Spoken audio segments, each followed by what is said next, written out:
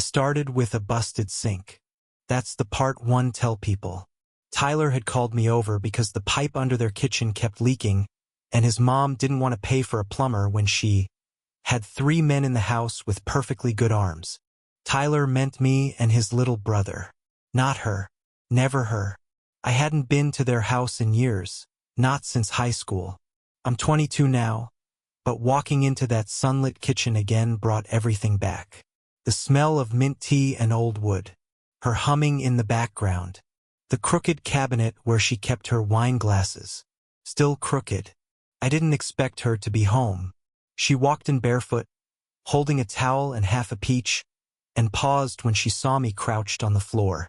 Her hair was up like it always used to be, only now there were strands of silver in it. "You're taller," she said. I stood too fast, hit my head on the counter. She laughed, hand over her mouth, eyes soft. "I didn't know you grew up this well." And just like that, something shifted. Not between us, not yet. But inside me, like something warm started humming low in my stomach. I looked away too quickly, muttered something about PVC pipes and thread sealant. My hands were shaking. Tyler left to get groceries. It was supposed to be 10 minutes. It ended up being 40. We were alone in that too-quiet kitchen, surrounded by the occasional drip of water and the click of her nails on a mug. "I should have offered you tea," she said eventually, as if remembering suddenly that I was a guest. "Or something stronger." I shrugged. "I'm good." She studied me for a second longer than she should have, then turned to the sink. "You always were good." It sounded like an echo from another life, like something a person shouldn't say out loud anymore. The peach juice had run down her wrist. She noticed and went to wipe it with the towel, but it slipped, fell to the floor near where I knelt again, tightening the final screw. I picked it up and handed it to her. Our fingers brushed, just barely, but she didn't pull away right away. "I remember when you couldn't even look me in the eye," she said quietly. I looked up then. "I still kind of can't," I admitted. She smiled, but her lips didn't quite hold it. "You fixed the leak." I nodded. "It was just loose. Nothing major." "Still," she said, eyes locked on mine now. "I'm glad you came." The air between us thickened, but neither of us moved. The kind of pause that felt like it had a temperature, like it changed the room. I should have stood. I should have said something easy and gotten out of there. Instead, I watched her watching me, and for a second it didn't feel like I was her son's friend. It felt like something else entirely. Then the sound of keys jingling at the front door made both of us flinch. She stepped back, smoothed her shirt, bit her lip and didn't look at me. Tyler walked in with a bag of groceries and called out, "All fixed." I stood slowly. "Yeah," I said. My voice sounded different, hoarse, but she didn't say anything. Just that glance as she turned away, like she was still hearing something I hadn't said out loud. And I knew then, this wasn't done. Not even close. The weird thing was, I wasn't supposed to see her again. It was just a favor. Fix the sink, say thanks, leave. End of story. That's how I imagined it. That's how I wanted it to be. Clean. But the next day she texted me, "Can you help me with the garage door?" Stuck again. I stared at the message way too long before replying. "Sure. After work." And now here I am, crouched in their garage again, while she leans against the doorway, arms folded, watching like I'm something in a museum she forgot she used to care about. "This used to be his dad's thing," she says. "He fixed everything." Her voice is flatter than yesterday. No peach in her hand. No towel. Just this quiet grief I hadn't expected. "I didn't know he..." I start, then stop. She finishes for me. "Left?" "Yeah. 2 years ago. I told everyone it was mutual. It wasn't." I glance up. "I'm sorry." She nods barely. "Tyler doesn't talk about it." I pretend that works. The silence after that isn't awkward. It's loaded. Like neither of us knows if we should keep going or stop before something cracks. I twist the last bolt into the bracket. The garage groans as it slides properly for the first time in who knows how long. Fixed, I say. You really are good at this, she says, then looks away, like the words meant more than she meant them to. I wipe my hands on my jeans and hesitate. I should go. That would be smart. That would be safe. Instead, I ask, "You okay?" She laughs, short and humorless. Don't do that. Do what? Ask questions like that. You're not supposed to. There's a beat, and I know what she means. I'm not supposed to notice her eyes are swollen, or that she hasn't worn makeup either day. I'm not supposed to care that her voice shakes a little when she's quiet too long. I'm not supposed to see her, but I do. I've always seen her. Even back when she'd pick us up from practice and I'd sit in the back seat pretending not to listen when she sang along to old songs on the radio. I noticed how she'd stop singing when her ex called. I noticed she never got cold even when it rained. I noticed everything. She's older now, more tired, but still, her. She shifts her weight and almost says something, then steps forward and touches my arm, just briefly. I have wine, she says, eyes not quite on mine. If you want to stay a minute. I swallow too hard. My heart skips once, then once again. But I don't finish, because I don't know what I'm about to say, or who it would ruin more. She poured the wine like it was no big deal, like this was normal. Just two adults at her kitchen counter, dusk creeping in through the window blinds, the bottle sweating on the tile between us. But everything about it felt off. Not wrong exactly, just out of place, like a memory showing up in the wrong decade. She pushed the glass toward me, her fingers lingering on the stem. You always drank root beer, no matter what. Even at Tyler's graduation, you wouldn't touch the champagne. You remember that? I asked, trying to smile, trying not to look at her mouth. She nodded. You were so careful. I still am, I said, though even I didn't believe it.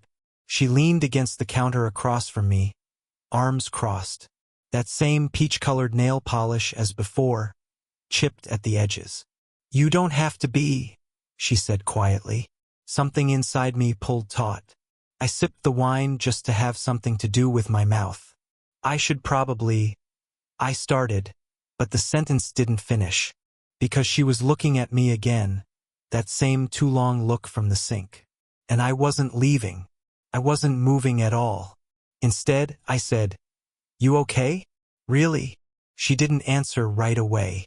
Then, slowly, she sat down on the edge of the couch, fingers running through her hair like she was undoing something invisible. I don't think I've had a real conversation in months, she said. The kind where someone listens and actually sees me. That hit something in me I didn't expect, because I knew what she meant. I'd felt that too, in different ways maybe. Loneliness that sits just under your skin. Quiet but always there. I crossed the room before thinking. Sat beside her. Tell me something no one knows, she said, voice softer now, like a dare. Could have laughed. I didn't. Instead, I looked at her, really looked and said, When I was younger, I used to fake being sick just to get out of school, because I didn't want to leave your house in the morning. Her eyes flicked to mine. She didn't blink. That's a dangerous thing to say. I know. And then, she reached up, slowly, brushed something from my cheek. Maybe dust. Maybe nothing. But her fingers stayed a second too long. And I let them. We were closer now. Her knee just touching mine. The silence felt warm, fragile. Then a knock at the door. Sharp. Immediate. She jumped, pulled her hand back like it had been burned. I stood too fast, almost knocking over the glass. Through the window, Tyler. Carrying takeout. Shit. I didn't know he was coming, she whispered, more to herself. Me neither. She looked at me. And for once, the silence between us wasn't charged. It was terrified. Should I go? I asked. But neither of us answered, because neither of us knew if that meant tonight or forever. He left the takeout on the table, joked about forgetting soy sauce, and disappeared into his room. It was only 10 minutes, but it felt like a trial. We barely looked at each other the whole time. After, she walked me out. I should have said thanks and left. Should have walked down the steps, gotten in my car, and erased the whole thing as a weird almost. Instead, I stopped just outside her door, hands in my jacket pockets, heart pounding like I'd run a mile. She stayed in the doorway, one hand gripping the frame like she wasn't sure whether to shut it or follow me. "You okay?" she asked, voice low. I gave her a tight smile. "You keep asking me that. Because you never really answer." I didn't say anything. She looked past me down the street. "I keep thinking about what you said, about faking being sick.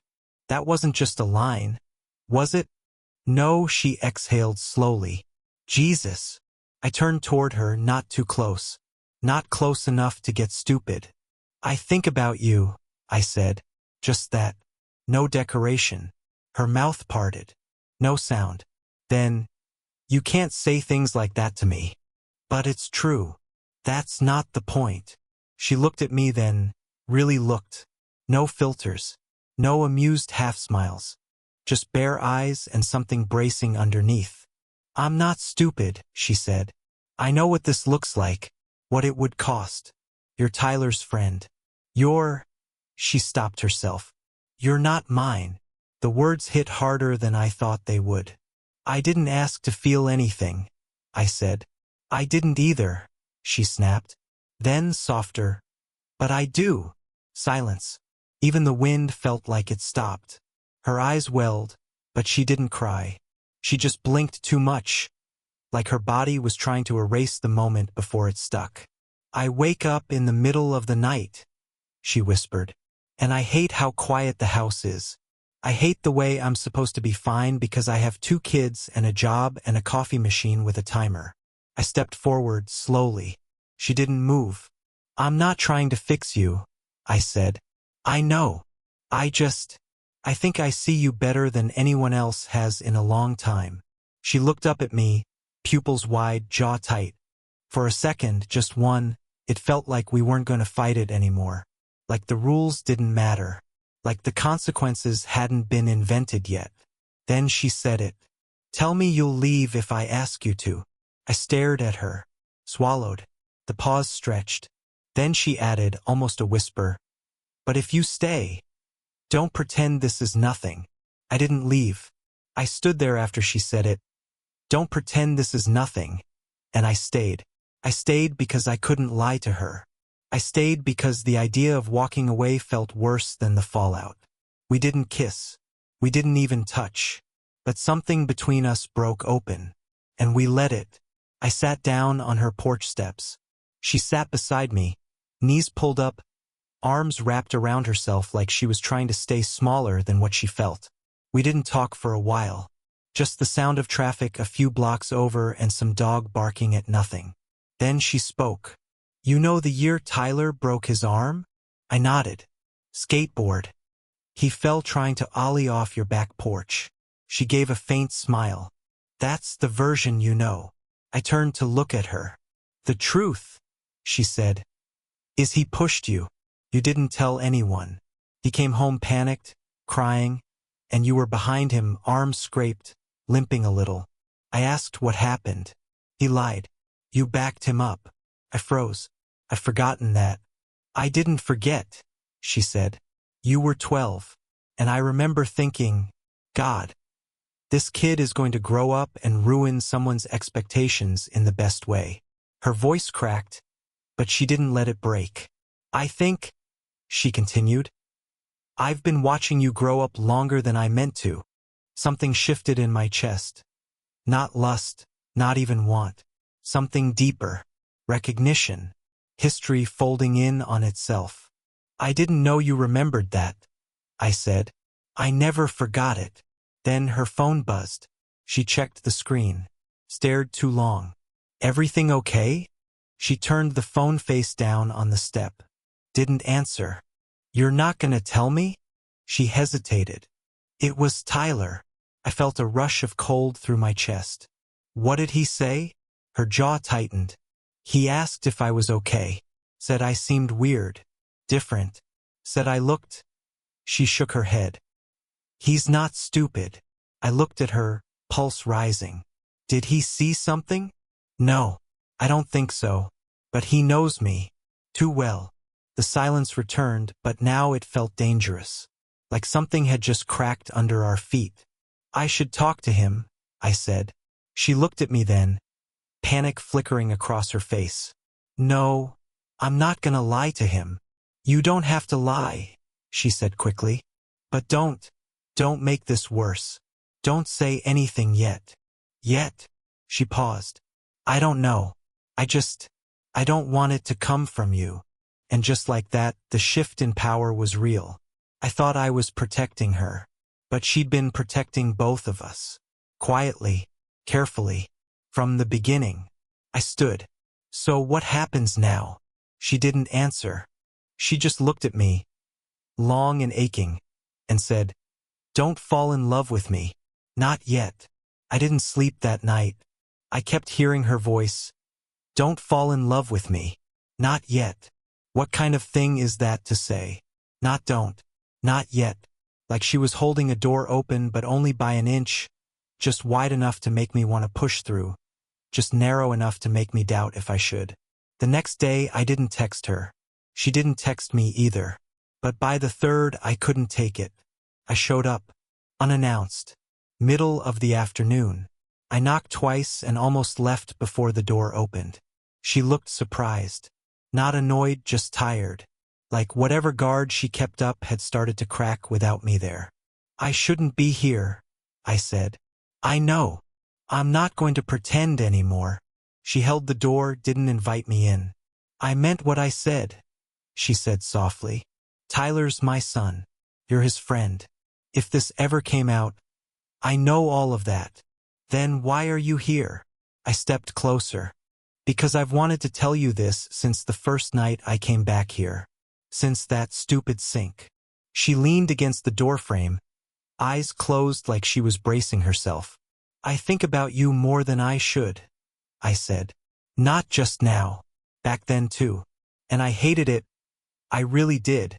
Because it made me feel like I was broken. Her lips parted slightly. I'm not saying this to make things harder, I added. I'm saying it because hiding it feels worse. She opened her eyes. There was something in them that made me pause, not fear, not shame, hope, and something right under it, sadness. You know what the worst part is? She whispered. What? I didn't expect to want this too. She let go of the doorframe, finally stepping outside. Her hand brushed against mine. No dramatic kiss, no swelling music, just warmth, just skin. You scare me, she said, barely audible. Because this feels real. And I don't know what to do with real. I swallowed. Then don't do anything yet.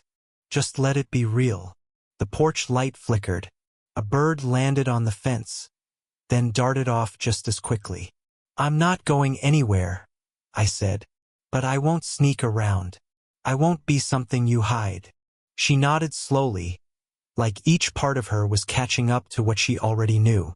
Okay, she said. Then let's not hide. It wasn't a confession. Not entirely. But it was the closest thing we'd come to peace. She reached for my hand, this time fully, and we just stood there. No plan. No promises.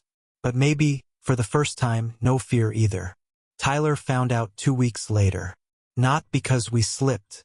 Because we told him. We sat him down on a Sunday outside, in the backyard where we used to shoot hoops and argue about video games. She spoke first. Her voice shook. Mine cracked halfway through. We didn't try to dress it up. He didn't yell. Didn't storm off. He just sat there, staring at the grass. And then he said, I don't know what to say, so I'm not going to say anything stupid. He stood up, walked away, and didn't talk to either of us for 3 days. But he came back. Eventually. A little more distant, but not cruel. Not disowning.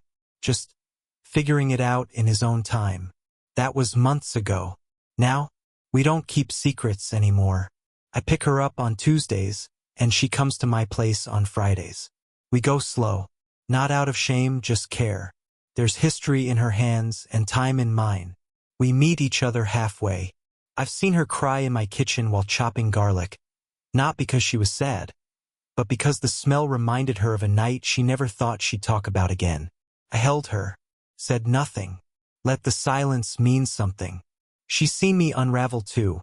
When my dad called and said I wasn't serious about my life because I didn't follow his path, she sat across from me, didn't offer a fix, just listened, understood. We never made a big announcement. We didn't need to. Everyone who matters sees it. And as for what changed, everything.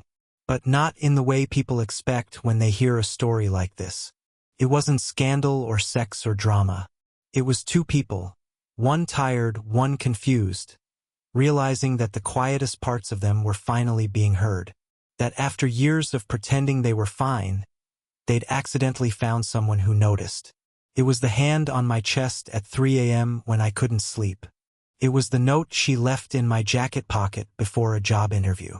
It was the way I said her name, soft and full, like it had always belonged to me. And I think that's the truth no one talks about when they say something is forbidden. It's not the label that makes it wrong. It's the pretending. It's the hiding. But once we stopped doing that, once we stood in it, flaws and all, it wasn't forbidden anymore. It was just love. Strange, unexpected, imperfect, and real.